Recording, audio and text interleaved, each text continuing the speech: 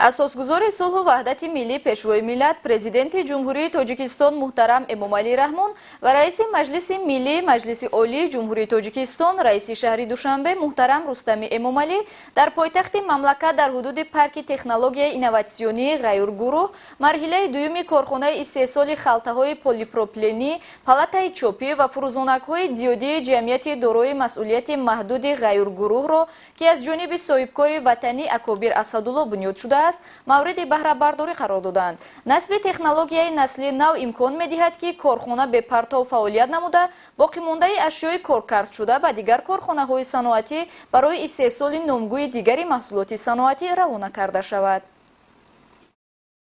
16 ایول اساسگزار صلح و وحدت ملی پیشوای ملت پرزیدنت جمهوری تاجیکستان محترم امامعلی رحمان و رئیس مجلس ملی مجلس عالی جمهوری تاجیکستان رئیس شهر دوشنبه محترم رستم امامعلی در پایتخت مملکت در حدود پارک تکنولوژی‌های اینوواسیونی غیرگروه مرحله دوم کارخانه استحصال خلطه‌های پلیپروپیلنی، پلاته‌های چوبی و فروزنک‌های دیودی جمعیت دارای مسئولیت محدود غیرگروه را که از جانب صاحبکار وطنی اکبر اسدالله بنیاد شده است مورد بهره برداری قرار دادند.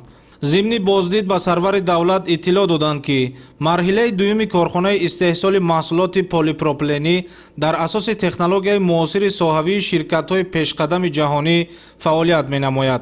تجهیزات کارخانه از شرکت استرلینگر استریا خریداری گردیده در آسیای مرکزی فعلا یگانه به حساب می‌رود. یادآور می‌شویم که مرحله اول کارخانه مذکور سال 2020 از طرف پرزیدنت جمهوری تاجیکستان پیشوای ملت محترم امامعلی رحمان و رئیس شهر دوشنبه محترم رستم امامعلی افتتاح گردیده بود.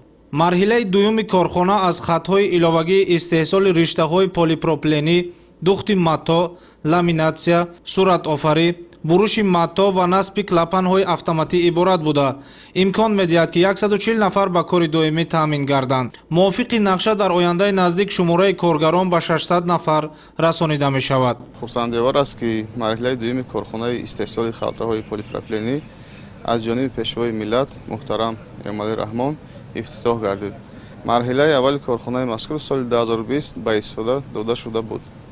تکنولوژی خریداری گردیده اینوواسیونی بوده امکان می‌دهد خلطه‌های دارای کلپن اتوماتیک استحصال گردد که سرعت فعالیت قسمت بندوبست کارخانه‌های استحصالی میزاجان را زود و خراجات‌ها را صرفه می‌گرداند. محصولات استحصالی راه‌افزونی ساحه صنعت از قبیل سمنت، گچ و دیگر محصولات خاکی ساختمانی، اگراری، آرد، گندم و دیگر محصولات غذایی کیمیاوی، محصولات‌های دیگر کیمیاوی و غیره نیاز به خلطه‌های پلیپروپیلنی دارد. اقتدار استحصالی کارخانه امکان می‌دهد که طلبات بازار داخلی پورا خانه کرده شده قسم باقی مانده آن صادرات کرده شود. اقتدار استحصالی کارخانه از 70 میلیون دانه خلطه‌های پلیپروپیلنی تا به 120 میلیون دانه رسانیده شده. طلبات بازار داخلی در ساحه‌های صنعت، کشاورزی، کیمیا و غیره پورا با خلطه‌های دارای کلپن اتوماتیک با تکنولوژی اینوواسیونی قانع می‌گردد.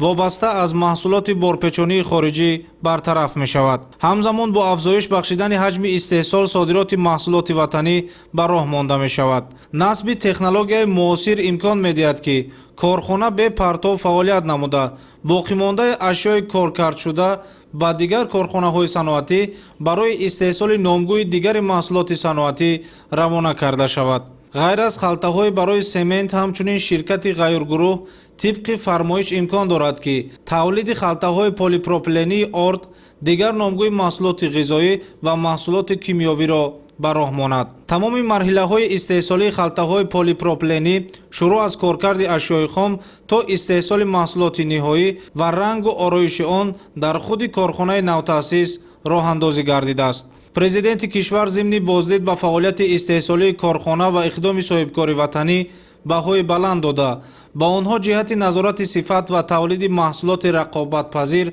دستور و مصلحت‌های مفید دادند. همچنین در همین جا پیشوای ملت محترم امامعلی رحمان و رئیس شهر دوشنبه محترم رستم امامعلی با فعالیت کارخانه استحصال پلاته‌های چوبی و فروزنک‌های دیودی آغاز رسمی بخشیده با روند استحصالات شناس شدند. таҷҳизот ва технологияи наву инноватсионӣ аз ҷумҳурии Корея, ҷумҳурии мардумии Чин ва Ҷопон харидорӣ ва ба корхона ворид гардидааст. ҷамъият дорои масъулияти маҳдуди ғайргурӯҳ ва мақсади татбиқи ҳадафи чоруми миллии саноаткунонӣ бо суръати кишвар ва эълон гардидани солҳои 2022-2026 солҳои рушди саноат дар ҳудуди парки технологияҳои инноватсионии ҷамъият дорои масъулияти маҳдуди ғайргурӯҳ бо иштироки асосгузори сулҳу ваҳдати миллӣ, пешвои миллат, президенти ҷумҳурии Тоҷикистон муҳтарам Эмомалӣ Раҳмон ва раиси маҷлиси миллии маҷлиси олии ҷумҳурии Тоҷикистон, раиси шаҳри Душанбе муҳтарам Рустам Эмомалӣ, корхонаҳои истеҳсоли халтаҳои полипропиленӣ ва корхонаи истеҳсоли платаҳои чопӣ ва фурӯзонакҳои диодӣ ифтитоҳ гардиданд. корхонаи истеҳсоли фурӯзонакҳои диодӣ ва дигар таҷҳизоти равшанидиҳанда дар кишвар ягона буда дар доираи дастуру ҳидоятҳои сарвари давлат муҳтарам Эмомалӣ Раҳмон дар роҳи таъмини саноатикунонӣ бо суръати кишвар сохта шудааст. корхонаи истеҳсоли фурӯзонакҳои диодӣ ва платаҳои чопӣ аз хатҳои автоматӣ аз ҳамдигар мустақили платаҳои чопӣ, рангу боркунӣ, насбу васли фурӯзонакҳои диодии мурудшакл, пресс-офарии оҳан, пластмасса барои фурӯзонакҳо ва ғайра иборат мебошад.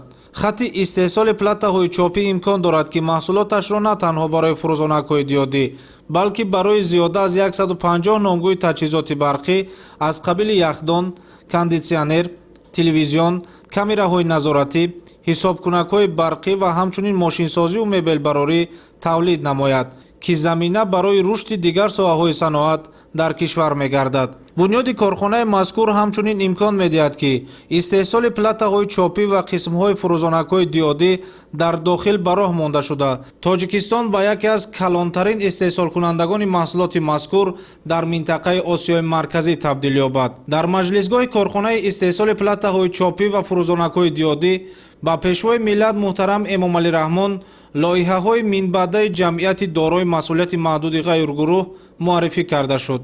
тибқи нақша дар ояндаи наздик корхонаи истеҳсоли смартфонҳо, планшетҳо, соатҳои рақамӣ, ноутбукҳо ва камераҳои назоратӣ дар шаҳри Душанбе бунёд меёбад. корхонаи мазкур аз пажӯҳишгоҳи тадқиқот ва рушд хатҳои истеҳсоли қисмҳои металлӣ, пластикӣ, платаҳои чопӣ ва хати васлу насб иборат мебошад. дар ҳамин ҷо пешвои миллат муҳтарам Эмомалӣ Раҳмон ва раиси шаҳри Душанбе муҳтарам Рустами Эмомалӣ аз намоиши маҳсулоти корхона дидан карданд. аз ҷумла семент, гаҷкартон, халтаҳои полипропленӣ, маҳсулоти гигиенаи шахсӣ ва ғайра ба намоиш гузошта шуд. бояд зикр кард ки гурӯҳи корхонаҳои ғайюр дар 3 корхона солона 2,5 миллион тонна семент истеҳсол менамояд. вобаста ба ин ба халтаҳои полипропленӣ талаботи зиёд дорад.